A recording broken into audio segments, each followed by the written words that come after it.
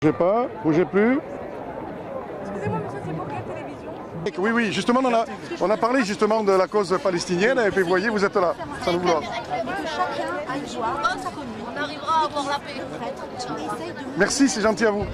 Notre rassemblement autour de cette question très douloureuse de la tragédie de nos frères et sœurs en humanité, mais de nos frères et sœurs en islam particulièrement. Ça tourne, tu peux nous expliquer ce qui se passe un petit peu là?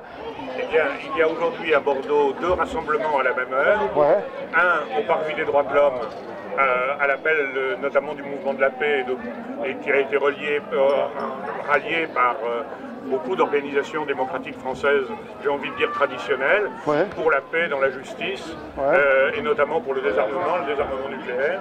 Et simultanément, et par méconnaissance des uns et des autres, il y a en ce moment même, place de la Victoire, un rassemblement appelé d'abord par les associations musulmanes de Bordeaux, mais également par d'autres, et qui dénonce l'épuration ethnique et les massacres des Rohingyas en Birmanie. ouais. En ce qui me concerne personnellement, je fais le grand écart. Je suis venu saluer ce rassemblement des musulmans et je vais en rendre compte à l'instant, voilà, au Parvis des droits de l'homme. Voilà. Au nom de l'Union juive française pour la paix. Merci à toi, c'est gentil. Voilà, là ça tourne, allez-y. Bonjour. Bonjour. Vous êtes ici au rassemblement contre ce qui se passe en Birmanie. Tout à fait. Un peu de monde, on attendait beaucoup plus de monde. Tout à fait, effectivement. Comment vous voyez la situation dans ces pays? Est-ce que la communauté internationale se positionne sur cette situation? Mais justement, c'est le sens de ce rassemblement, c'est pour justement interpeller cette communauté internationale que nous trouvons qu'elle ne se mobilise pas justement assez suffisamment sur cette question.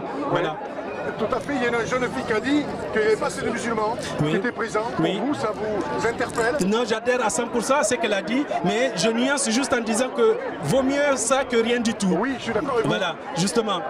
Est-ce que vous allez prochainement continuer d'autres manifestations? Mais ça a été le sens du message qu'on a voulu faire passer au public, à savoir que ce rassemblement n'est qu'un point de départ. C'est le premier coup d'envoi d'un mouvement qu'on aimerait vraiment qu'il s'amplifie dans les semaines à venir pour qu'on puisse faire entendre vraiment la voix de cette minorité qui est en train de se faire exterminer dans le silence le plus total. Oui. Voilà. Est-ce que vous allez pouvoir aussi amener des citoyens qui ne sont pas musulmans, mais qui vont adhérer à la cause? Vraiment, vous me donnez l'occasion en plus d'interpeller, si j'ose dire, de vive voix la Ligue des droits de l'homme, à qui nous avons envoyé une invitation solennelle à travers un mail sur leur site et un coup de téléphone que je leur ai passé.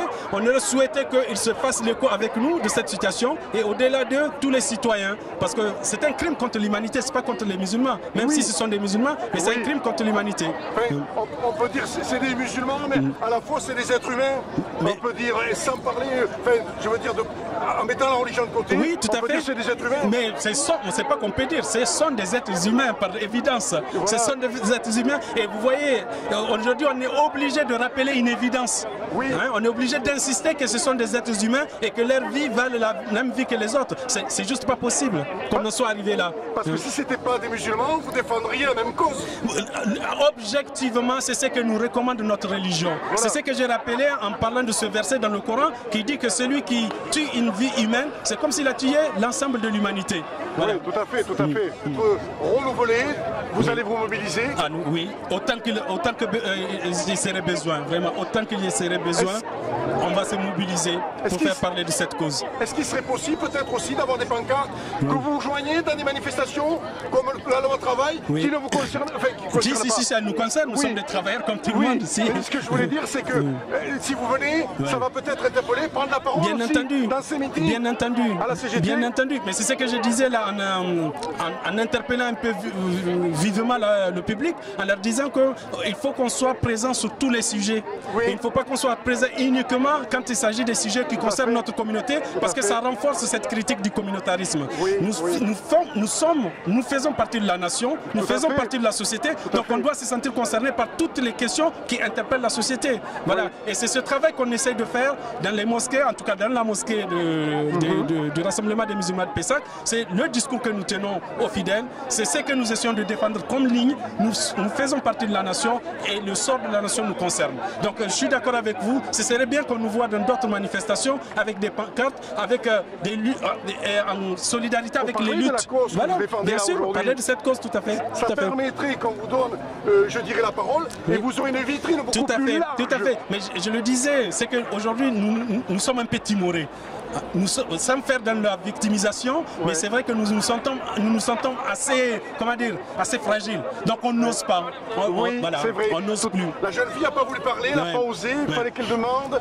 Ça, c'est difficile de prendre la parole. Mais oui, et ça, c'est la conséquence de la culture de l'ostracisation qui a poussé les gens à se sentir presque irresponsables. Oui. Presque impuissants. C'est pas irresponsable, mais impuissants. Les gens se sentent impuissants parce qu'ils ont tellement été habitués à avoir la tête comme enfant sous l'eau qu'ils ne croient plus trop à leur capacité à se faire entendre et à défendre des causes. Et c'est cette logique qu'il faut renverser. Est-ce qu'il n'y a pas aussi la culture derrière, la religion derrière, qui fait qu'aujourd'hui la femme a du mal à se mettre en avant et de prendre la parole à la place de l'homme? Alors là, nous dérivons vers le sujet éternel qui revient à chaque fois quand les musulmans parlent des choses. Non, mais j'entends aussi l'allusion. Et donc je ne la fuis pas, je ne fuis pas la question, mais je vous dis, c'est qu'aujourd'hui, on a comme compréhension de la place de la femme dans la société, elle repose beaucoup sur la culture des sociétés musulmanes que sur le Coran lui-même. Lisez-le, vous verrez. D'accord, non, mais moi je ne porte là-dessus, ni tout. Et on a, nous, musulmans, en tout cas qui sommes vraiment investis de notre religion, qui la connaissons, on a surtout l'exemple parfait de l'homme le plus parfait que l'humanité ait vu, le prophète Mohammed sallallahu alayhi wa sallam, qui a eu 9 épouses. D'accord? Et oui, mais qui a su avoir une vie harmonieuse, une vie d'égalité, une vie de respect. Et l'histoire témoigne pour lui. Il n'est plus là pour se défendre, mais l'histoire est là pour témoigner qu'il n'a discriminé aucune femme. Au contraire, cette religion a libéré les femmes. Mais on l'habille de tous les mots pour que justement on ne puisse pas parler des vrais sujets. Voilà. Un message fort que vous avez envie de faire passer à nos concitoyens? Vraiment, qu'on se tende la main. Oui, ça, vraiment, le message le plus fort, c'est ça. Nous appartenons tous à la même humanité. Nous descendons tous de la même souche humaine. Nous sommes tous embarqués dans le même bateau et nous avons tous à défendre ensemble les mêmes causes. Ce qui touche les musulmans doit toucher les non-musulmans. Et ce qui touche les non-musulmans doit toucher les musulmans. C'est la seule façon d'y arriver. Tant qu'on va rester clivés dans nos particularités, dans nos religions, dans nos identités, mais c'est ce qu'ont voulu faire nos hommes politiques, nous diviser en appuyant sur la fibre identitaire.